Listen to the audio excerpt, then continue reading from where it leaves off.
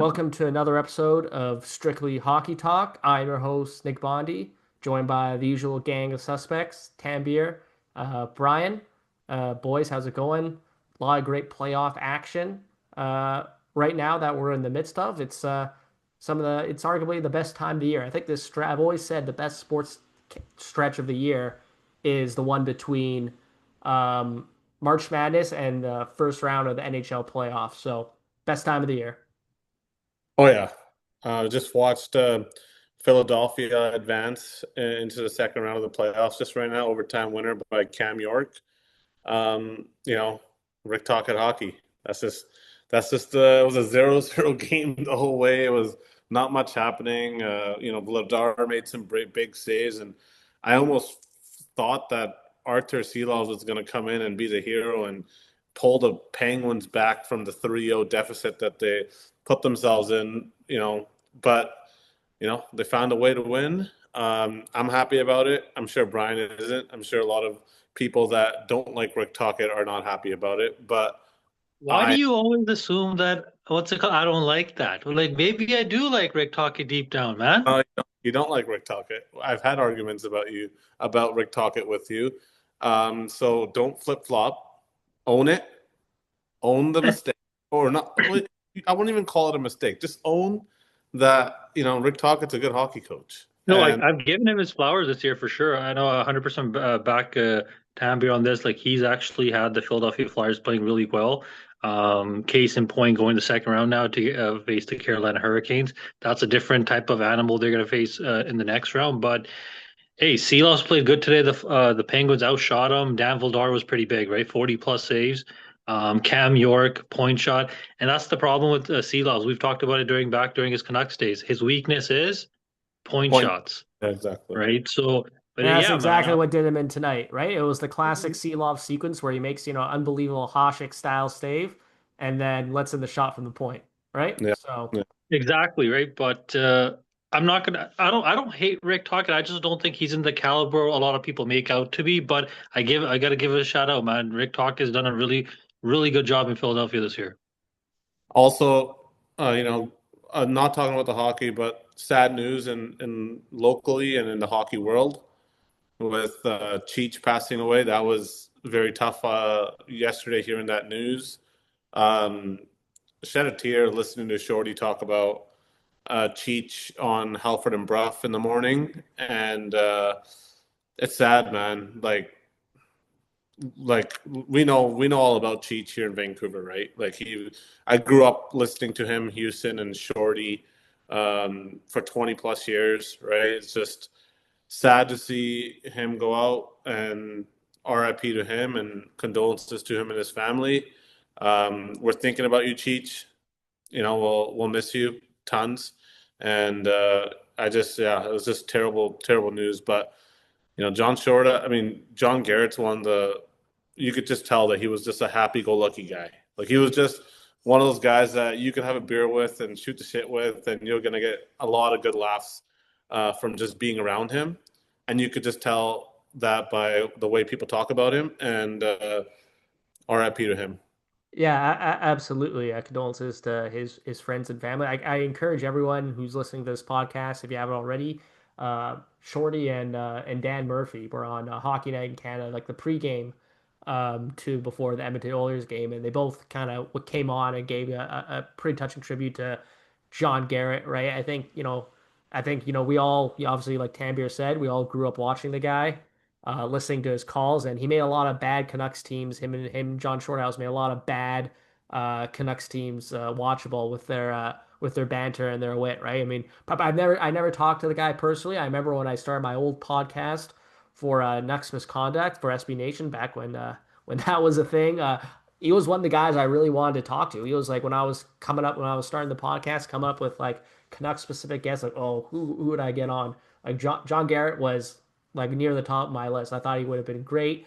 I unfortunately never got the chance to talk to him, but yeah, just very very sad, tragic thing to wake up to on a Tuesday morning.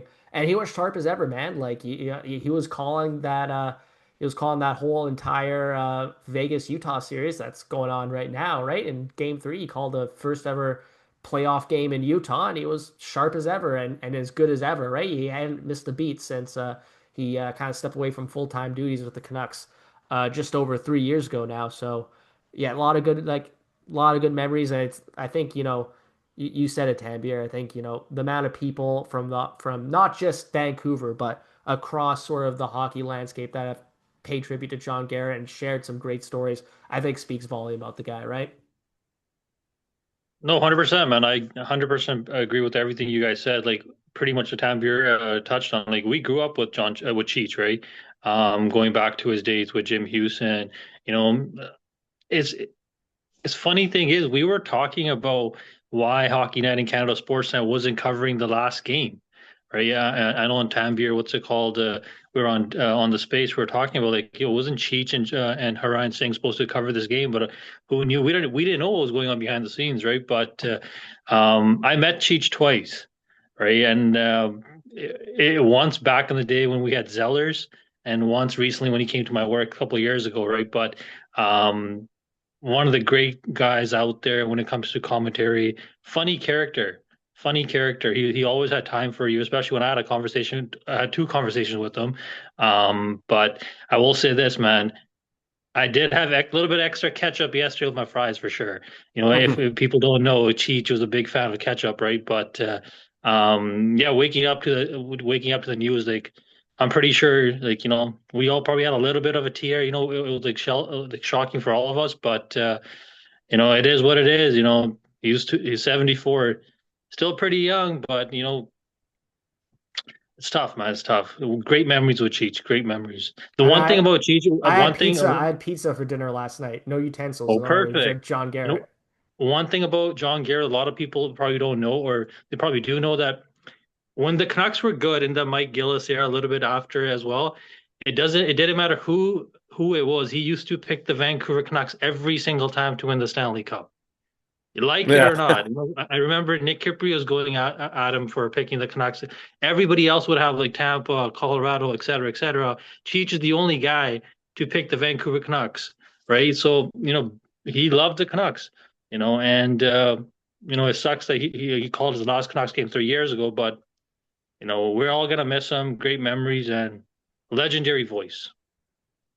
My favorite part about Cheech is like every time there was a call that went against the Canucks, he'd pull up the rule book just to like make sure that the call was correct. During the game, it was just always fun, and you just heard John Shorthouse and talk like just like somewhat poke fun at it, and it was just great banter during the broadcast when that would happen. And like you guys said, you had extra ketchup with your fries, and Nick had a pizza without utensils last night. I had like three Coors Lights. Apparently, he loves Coors Lights, so I had three Coors Lights while I was watching the hockey games right now. So I'm feeling it, and I was actually very sad when I heard about it. Like, like I said, I was very close to tears. Like, it's just I not one thing about Cheech, Shorty, and Dan Murphy, and I heard the morning show talk about it as well, Halford and Bruff, that they were part of the culture that came with Canucks hockey. Like I maybe would not say all, still are. I would say still are, right? Like Shorty's exactly. still there, Dan Murphy's still a part of the broadcast, right? So I Yeah. would argue still are, yeah. But For, John Garrett was like, that's the classic trio right there. well, when the Especially for culture, guys like our age who grew up watching the team, right? yeah, well, when the culture was at its best, when Mm. BX and Sreens were there, right? John Garrett, John Shorthouse, Dan Murphy were a part of that, and you can tell that the players, wanted to be around them as well. Like they poked fun at each other and stuff like that, and we're missing that today. And I'm not saying that Dan and John aren't the same without without Cheech, but it sort of does feel that way because Cheech was like John Shorthouse said, the captain of their ship, right? Of their crew, and it's going to be impossible to replace a guy like Cheech. But at the same time, you know when the Canucks were playing good hockey, you always loved tuning in to what they had up their sleeves during the broadcast. Like it's it was fun to watch, and yeah, gonna be missed for sure.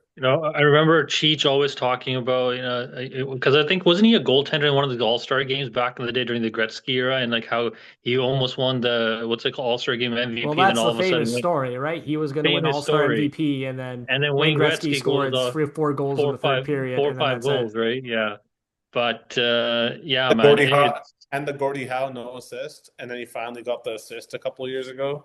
Yeah, 'Cause yeah, he said yeah. he got the final assist in Gordie Howe's final game or whatever on his final goal, and they finally gave it to him a couple years ago. So yeah, it's just I remember when like Brian said he would pick the Canucks to win the cup every year on their pregame or preview season preview show, and one year he won it, and I just remember how giddy he was about winning it. Like he's just like, uh, I'll take a pepperoni pizza with extra cheese. Like it was just like because they got like I was like sponsored by Boston Pizza or something, and he was just so giddy about it and just having so much fun with it. And Kiprios couldn't stand it. Oh man, it was good times. Honestly, is gonna be missed, man. yeah. Unreal. Rest in peace to John Garrett. Condolences again to his friends and family. I think we speak on behalf of Canucks fans everywhere where we're gonna miss the guy. So to borrow a phrase from Don Taylor, tough turn, but we're gonna take it. Lots of playoff action right now around the National Hockey League. Where do you guys want to start? Do you want to start with like which series do you guys want to start with? Because I mean, there's a lot of great We can just start with the one that just ended right now. Philadelphia Flyers, Pittsburgh Yeah, Penguins. I mean, Flyers finally pull it out. Took a couple of games, but Flyers winning 6 at home. Cam York, the winning goal, the only goal of the game, as we you probably mentioned. You probably heard it at the beginning of the podcast. Great celebration as well. Just straight up, spear chucks his stick into the stands. I love the celebration on it on his end. But I think you're seeing a trend. Maybe I think maybe starting to develop, and we'll see what happens with the Montreal Tampa series. But I think we're starting to see a trend of it's taking I think these teams who are going their first time through, or their first time in a lead in a series kind of struggle to put away teams, right? Pittsburgh, a very veteran team. They came out desperate games 4 and 5 and kept their season alive. You saw last night with, and hey, I'm the biggest Oilers hater on this podcast, I think. I've been on the Oilers to win, to win last night because I figured, Edmonton, very veteran team. They've won bunch of elimination games down and out before. It's Anaheim's first time going through it, right? And it showed last night. They had they got the doors beaten off right from the beginning, and they couldn't really recover from that. Dostal was not himself. He did not play well, but yeah, again, we'll see what happens in the Montreal series. My bet is Tampa, wins that game in Montreal, and we're going to 7 in that series as well. But I think you're starting to see a trend develop in these playoffs, especially with the teams who are first time going through the playoffs, first time in the lead, that it's hard for them to match the desperation level of a team, who are down and out and need a win to keep their season alive, right? for sure. Like you said, we saw it with Pittsburgh. Yeah, they ended up losing the series tonight, but they clawed their way back from 3-0 and They're a were bounce away from forcing the game 7. Like let's exactly they get were real. shot away today to forcing a game 7. And I'm not gonna lie, I was sweating a little bit watching that game. They were outplaying Philadelphia in the overtime, I thought. And then you're seeing it, with the Edmonton and Anaheim series now. You know, Anaheim took a 3-1 series lead, and I like Nick said, I didn't expect the Oilers to lose Game 5. Like I just couldn't see that happening on their home ice. And they found a way to win, and they played their best game of the series. And Game 6 is crucial for both sides because I really do believe the winner of Game 6 is going to win the series. Yeah, it's easy to say that when Anaheim's up 3-2 in the series right now. But the reality is, if the Oilers win Game 6, I don't see them losing Game 7 at home. And then let's go Sorry, to Tanber, I was just about to say the same thing. Like that game, yeah, would you win it? Like hey, like I said, I'm the biggest Oilers hater on this podcast.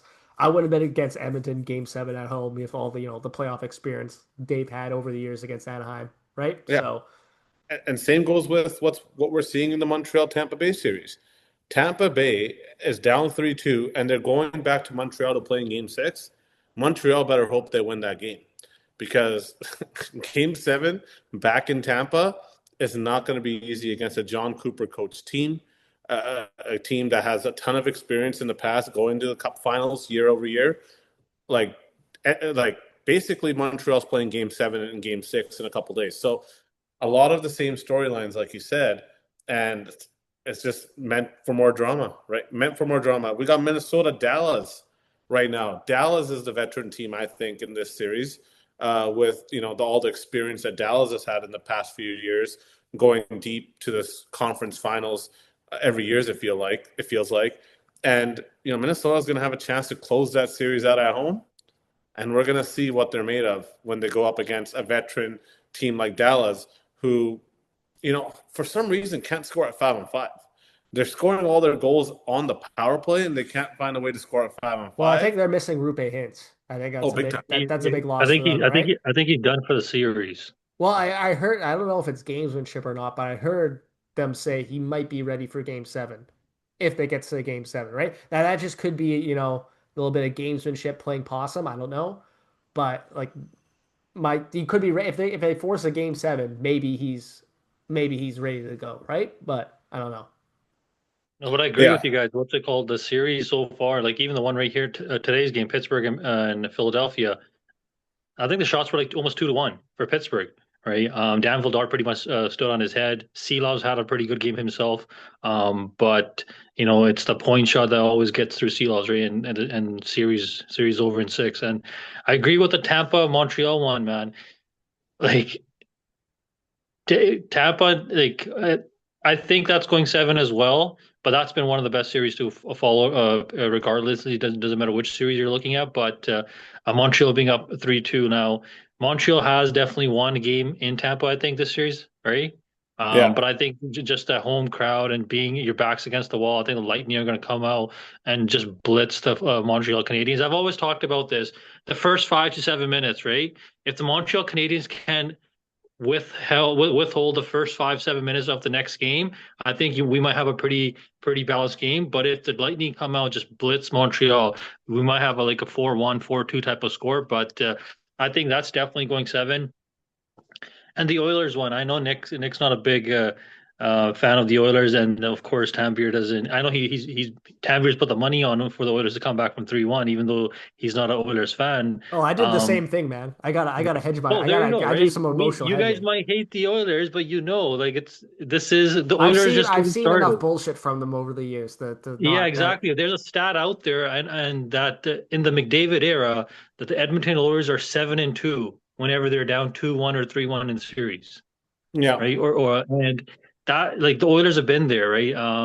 Last night was pretty much almost like a guaranteed win from puck draw. You knew the Oilers were not going to lose that game, and I think we talked about it last night as well on the spaces that the Oilers do this shit to themselves, but why? Right? Like why? Like, what's the point? Like, can you not start like, from game one and actually play the way you did like last game? Like we were watching the last game yesterday, like third period, it was so boring. It was defensive side. Edmonton just kept everything to the outside. Anaheim, I don't think he had a high danger chance in the third period, right? But being a young team, we always say that the final win, the fourth win, is always the hardest to get, right? So I think I do agree with that. Whoever wins Game 6, well, I have Edmonton winning anyways, the series in 7. But that's another one tomorrow. Connor Ingram played really well last game. Oilers defense stepped up. But like and the Minnesota one, I feel like I don't know if that's destined to go 7 though. I just have a weird feel. I think Minnesota's going to pull this off in 6. that one is tough because Dallas hasn't been able to get any offense at 5-on-5. So you automatically just believe that Minnesota is just a better team. And usually the better 5-on-5 team advances in the playoffs, I believe. Like Edmonton's been the better 5-on-5 team than Anaheim in this series. I think they're Yep. outscoring Yep. them at 5-on-5, but Anaheim's outplaying them on the special teams. So obviously, I think by the end of it, I think the team that's better at 5-on-5 ends up winning the series usually. But yeah, like like if I were to guess which series are going 7 games, I'm definitely thinking Edmonton's going 7 games. Although I was talking to my buddy about this, uh, who's put a lot of money on the Oilers for some reason. He said that this first round series was going to be a buy for the Oilers, but he's obviously sweating his bets now. I was talking to him about it, and he told me that this series reminds him of the Canucks Oilers series a couple of years ago. And I told him, hell no, this is not. This is not Canucks Oilers 2.0. Canucks were never up 2 games in the series. Canucks never had a coach as much as I love Rick Tocchet, boys. They never had a Joel Quenneville level coach behind the bench. The young talent the Anaheim Ducks have is insanely better than what the Canucks had though that year. The Canucks were more of a veteran team that season. So if I'm him, I am sweating because the Anaheim Ducks could easily win this series. Like throughout the first 5 games, other than last night, right? Anaheim's looked like the better team. They have. They've looked faster. They just look better coached. They just look like the better team.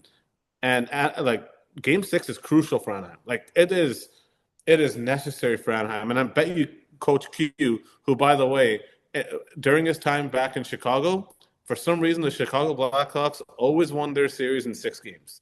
They've Yeah, we know never that allowed against series to go to the 7. Right? They never like yeah, there was a couple times where the Kings and the Ducks series where they went 7 games, if I'm not mistaken. But for the most part, they got the job done in 6 games. I remember because as a Canucks fan, both times we played them in the playoffs before 2011, the series ended in 6, right? So, and they won the cup in 6 games against Philly as well. So that's something to watch out for.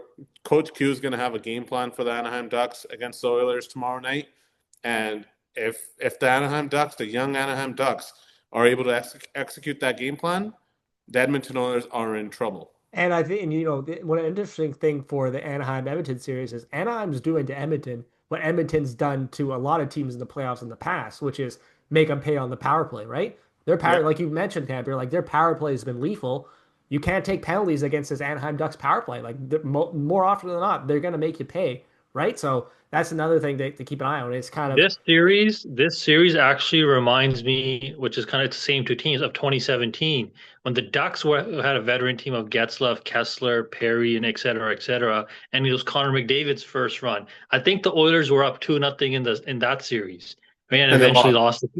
And they lost. I don't know if it was 6 or 7, but I know they lost that series, right? So, that 2017 Oilers team to this Ducks team, that 2017 Ducks team to this Oilers team, I think it's a perfect combination. And at the end of the veteran team won. We'll see, but we'll see what happens tomorrow. But it is true.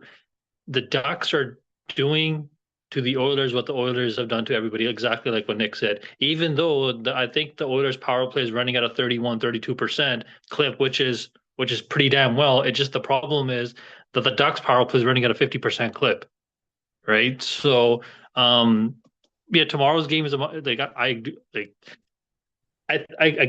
come back to again the first 5-10 minutes, like break the period into 5 minute segments, right? See how you do in the first five, the next five, the next five. If the Oilers are in it, I think they win. But if the Ducks come out 2-3-0, home crowd is bumping, then we might as well start looking at Connor McDavid trade proposals and stuff like that. Yeah, it felt like I would love that. I would love that.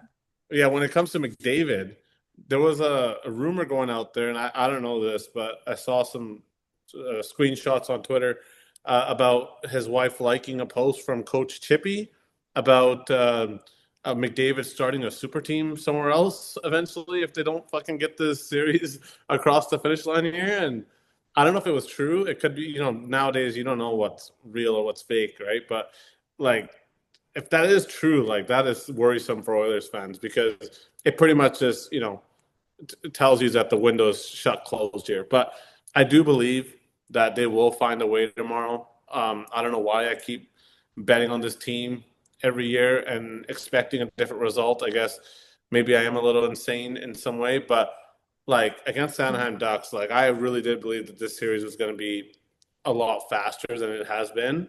Well, it's The, if they want to win, they got to win in 7 now. So well, that issue I think everybody, like even like everybody's having with this series is that we have seen this so-called Oilers situation drama many times before, right? And besides the Stanley Cup final, which they also came back from 3-0, even though they lost, they're known for this stuff, right? They're known for coming back in series and winning series. Ask the Dallas Stars, you know, to a certain level. Ask the what's it called, Florida Panthers. You can definitely ask the LA Kings, right? The Kings are definitely a different team than the Ducks and stuff like that. But 7-2 in the McDavid era when they're trailing, like That's crazy. that's a crazy number. It's a crazy stat, right? But I still have the Oilers winning. I think they will win. Um, and then going back to the little Coach Chippy thing, to super team. If that super team involves making it around Austin, I think going from Drysdale to Austin Matthews, in my opinion, is a downgrade. But that's a story for a different day. Yeah, yeah, probably. But if there's some other players that are also 2 years away from hitting free agency, and maybe they Quinn maybe Hughes. yeah, maybe Quinn Hughes and McDavid and Matthews start their own What line. about Brady Kachuk? Oh, British. Yeah, Hey, there's if a there's lot a, of if there's any Senators fans listening to this podcast, take it from a few Canucks fans, right? You do not want to get in a situation where you're desperate and you have to sign all his buddies on the team to terrible contracts in the 0.001% chance that he stays. If he wants to go, get ahead of it. Would be my Well, would be my advice to the the thing with Senators, the right? Ottawa Because Senators is that they already signed everybody. Everybody's long signed long term. But what I'm saying is, unlike the Canucks, right? Tim Stützle is the number one center. You can build around that, right? He's like a yeah. point per game number one center. You can build off that. If Brady Tkachuk for whatever reason is like he's giving you inclinations, like I'm probably not going to stick around until after the after my contract's done. And to be fair, a lot of it for Brady Tkachuk, I think, is a bit unfair because they're projecting what happened with his brother Matthew in Calgary onto him, and they're thinking he's going to do the same thing. We all, we all know siblings, and we all, or anyone who's had siblings will tell you they can be completely different people. So it's not that drawing a line between what Matthew did, Brady did is going to be the same thing. All I'm saying is, if Brady doesn't want to be there, man, you have Tim Stützle.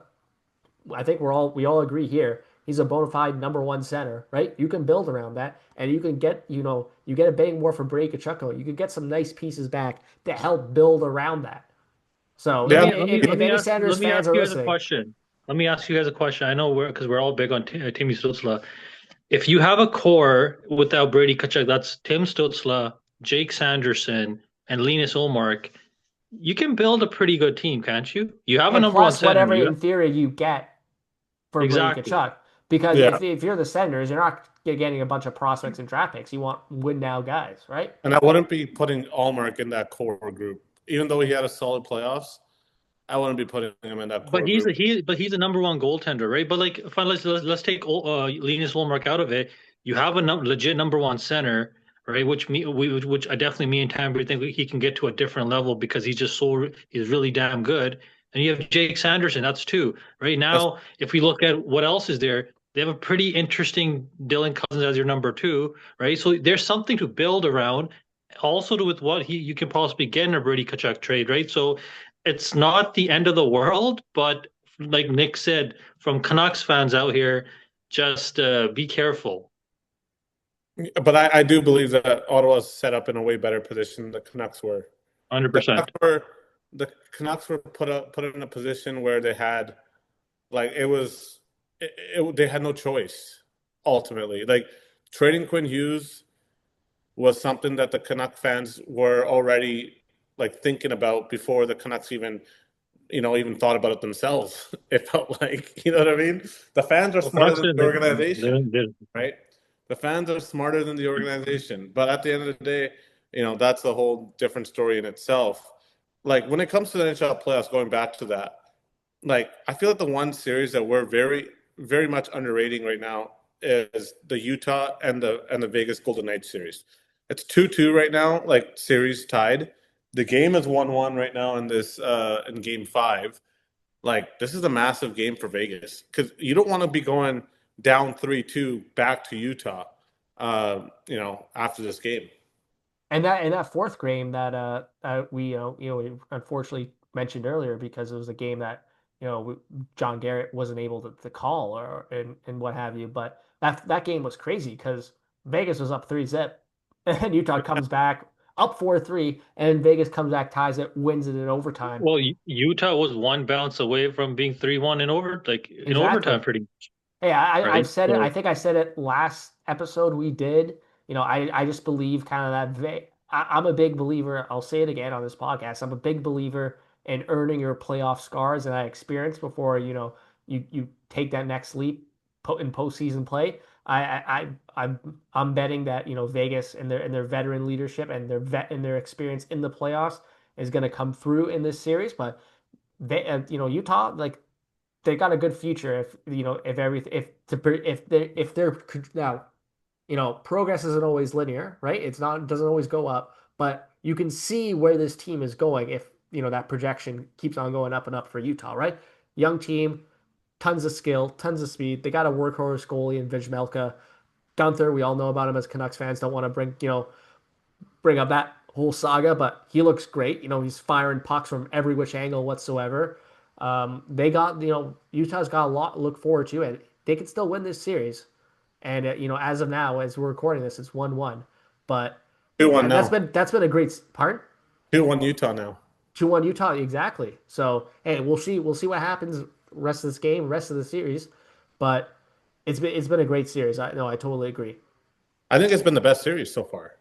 When do you ever see a team go up 3-0 and then a team come back in the same game? And then, yeah, obviously they end up losing it in overtime, but they're putting the pressure on the Vegas Golden Knights right now with their speed. Like the speed seems like it's almost too much for the Vegas Golden Knights to handle right now. And like that's something to keep an eye on throughout this series. It felt like this sort of reminds me of the Edmonton Oilers series, obviously, without the McDavid factor for the Vegas Golden Knights. Like it feels like the opponents that the Vegas Golden Knights have in Utah and Anaheim Ducks and Edmonton Oilers, it feels like the younger team is faster, just way faster. They're able to counterattack at any moment in the game, and the Vegas Golden Knights and the Edmonton Oilers might have the puck more, but it feels like the younger teams are able to counterattack them with their speed back the other way, and it's so much fun to watch. Like it's just at any moment, no lead is safe when it comes to the Anaheim Ducks and the Utah Mammoth. Like they're coming back from 2 goals, 3 goals down. They're just that much firepower and young talent on their teams, and that's why Canuck fans want to rebuild. That's exactly why Canuck fans want to rebuild because we you need think young blood. you think that's crazy? Look, just the San Jose Sharks are also coming up in our own division, Yeah, right? The Ducks are there. It's Vegas still there, Edmonton. So that's why the reason the rebuild just makes total sense for Canucks fans. But it's the speed and the forecheck of Utah and Anaheim that's fucking around with these veteran teams, yeah, right? and yeah, like So Nick said, though, you expect the veteran teams to figure it out eventually and end up taking the series away from them by the end. But sometimes we've seen this before, Nick, in the past. Sometimes we don't know when this young team's about to arrive. And the young team arrives, and next thing you know, the veteran team's eliminated from the playoffs. We've seen it so many times, so many times. And it could be one of those years where a young team surprises a veteran team and, you know, wrestles it away from them. Like one of Montreal, Utah, or Anaheim are winning the series. Like I don't think all three veteran teams are going to pull it off, right? I don't believe that all three veteran teams are going to pull it off. I think one of them, one of the young teams, are going to prevail. Maybe even two young teams prevail. I really do believe that. if you had to pick the two teams, Well, you saw a young what's the team in Philadelphia win today, right? Yeah, exactly? But for if you sure. had to pick, if you had to pick two out of those three series, which two veteran teams pull it off in your eyes? For my eye test, the two veteran teams that pull it off, my God, I don't even know if I could pick two. I feel like two young teams are going to win this series. I feel like Montreal is going to beat Tampa Bay, and I I go think Tampa Vegas. Sorry. I go Tampa, Vegas. I'd go those two. I feel like it's. I think Edmonton can pull it off, but I don't know the health of McDavid and Draisaitl right now. Um, it felt if they looked healthy last game, right? They were sort of making excuses about it leading up to Game 5. Oh, McDavid's a game time decision and all that, but um, yeah, I don't know. I feel like there's a chance that two out of the three young teams come up with the results. And I had Montreal win the series before, so I'm sticking with Montreal winning the series against Tampa Bay. And I had Vegas and Edmonton advancing, but man, the way the Mammoth look right now, I think Mammoth could definitely pull it off against Vegas. I have futures on the Edmonton Oilers, so I'm hoping the Edmonton Oilers can, you know, find a way to beat the Anaheim Ducks here.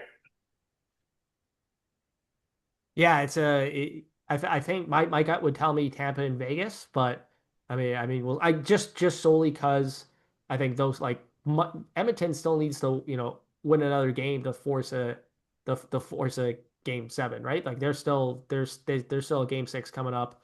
I think Same with Tampa, though. yeah, that's true. Yeah. So my gut just tells me Tampa and Vegas. But one other series we can quickly talk on that has wrapped up since we last recorded Avs Kings. I mean, pretty most obvious sweep, I think, in NHL history, right? At least from my opinion. Like Avs are just in another class of their own. They're sitting around waiting for the winner of that Dallas Minnesota series. I mean, either way, whoever wins that series, it's going to be a great series between Colorado and either Minnesota or Dallas. But I think Colorado like again big talent disparity between the teams. But I think the Avs kind of proved why they're the favorites of the teams left in the playoffs, right? Cream of the crop, literally. Like I sort of want an upset when it comes to the Avs. I don't want to see NHL playoffs be like that Oklahoma City Thunder just minus 150 to win the NBA championship, whatever. But it feels that way with the Avs, right? Like maybe a Vegas or Edmonton or one of these young teams that we've talked about can push them to the brink. Maybe one of Minnesota or Dallas can push them to the brink. Dallas, Do you guys think that like McKinnon and Natchez and the Avs are even they I don't think they've even tried that much against I think they were running at like 60-70% clip against the Kings. I don't know if I want to go that far and say that they weren't trying, but they swept them. So sure they were. I'm sure they were trying. But what I'm saying is, they're gonna get rest. They're gonna get rest, and they've just been the best team all season. And usually in the NHL playoffs, the best team doesn't always win, right? It Nope. happens a lot of times. So we saw it here in 2011, right? So at the end of the day, like the best team doesn't always win, but the Avs are set up to go on a long run here. They just swept the LA It Kings. They're is resting kill. is too much rest bad? It might be bad in the start of the series when they go up against Minnesota or Dallas. Like I would jump Yeah. on one of Minnesota or Dallas to beat them in game one, right? Just because Yeah. the run factor. But after game one, I think Colorado will probably have their legs and their hands back, and they'll probably figure it out. But yeah, like I think it does matter in the start of the series. But at the end of the day, you don't win. You don't win the series in game one and two. You win it in Nope. at the end of the series. So yeah, and like Colorado and Carolina as well, Nick. Sweeping the Ottawa Senators, not an easy Pretty task. good. The Ottawa Pretty good, Senators, yeah. every game in that series was a one-goal game, it felt like. And Carolina, man, they're showing me something. They're showing me something for sure. They're a good hockey team. Well, that's gonna And be another Flyers Carolina. That's another low scoring series I on feel like tap. Carolina's going to sweep them too. And I'm Yeah, I think like, yeah, it's on the table. Like they looked awesome against Ottawa, and again, it's going to be another low scoring series because we know Rick Tocchet's style in the playoffs, especially. He likes those low scoring games if he can help it, right? So yeah, I don't know. Maybe Flyers get one game, but I do think that Carolina is just so much better than everybody else in the Eastern Conference, and that goes for Tampa as well. Well, you Like, talk about the young teams playing with speed and aggressiveness. The Carolina Hurricanes, I'm not going to say they're like veteran team. I'm not gonna say they're that very young, but they play with speed and aggression against Ottawa that I've never seen Carolina play before, right? Yeah. So, like Jackson, Blake, Logan, Stankoven, that line with Taylor Hall has been arguably the best line in the playoffs, right? That line palpable. Like Oh, because exactly. they get the third line matchups, right? Or the second, I don't know what matchups they're getting, but they're getting the favorable matchups. Um, because I think they're playing Jordan Stahl against the team's top lines. And Yeah, then you have yeah. Aho as a top line, right? With Jarvis and Svechnikov. So, like, they have so many options on their team. That's a team that I think is going to cruise to the cup final. And their real test will probably be in the final. Because I don't know what you guys, I don't know if you guys watched what happened today in that Montreal Tampa game, but that third goal that Vasilevsky let in, that was bad. Like, that tells me, man, that that's not the same goalie I remember. Like, I know he might win Well, a yeah, Vezina I don't this. want to get premature, but if they lose that game six or they lose a series, right? It's gonna be 4 straight years where Tampa's been out in the first round, Yeah. Yeah. and they're staring down the barrel of not winning a playoff series since they made the Stanley Cup final, right? So very real possibility, very real And no, possibility. no, like Hedman, like people, like I think sometimes we forget how great some players are. Like one day we were talking about who's better, Ovechkin or Kucherov. Of course, Kucherov's great, but like, do we remember how great Prime Ovechkin was? I think we forget how great Victor Hedman is. Like, he's one of the best defensemen of our generation, and we just believe that Darren Radish and JJ Moser are going to be fine on the back end, and they're going to carry the load for Hedman. No, that's You can not. have the conversation that Victor Hedman. We talked about with the greatest defenseman in our generation. You can even go further, like with the way he Well, plays. just Like an that's the update, closest 2-2 thing. now between Utah and Vegas. Oh wow.